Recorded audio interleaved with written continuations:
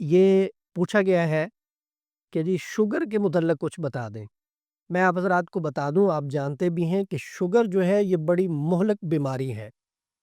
اللہ رب العزت سب کی حفاظت فرمائے، اور جن کو ہے اللہ انہیں شفائے کاملہ عاجلہ مستمرہ نصیب فرمائے۔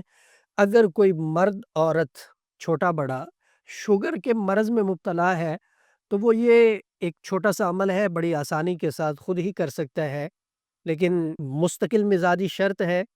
فجر کی نماز کے بعد اس کو کرنا ہے۔ ایک سفید کاغذ لے لینا ہے، عرق گلاب اور زعفران ان کو مکس کر لینا ہے اور لکھنا ہے ایک سفید کاغذ کے اوپر: بسم اللہ شافی، بسم اللہ کافی، بسم اللہ معافی، بسم اللہ وانی، بسم اللہ خیر الاسماء، بسم اللہ رب الارض و بسم اللہ رب السماء، بسم اللہ الذی لا یضر مع اسمہ شیء فی الارض ولا فی السماء وہو السمیع العلیم۔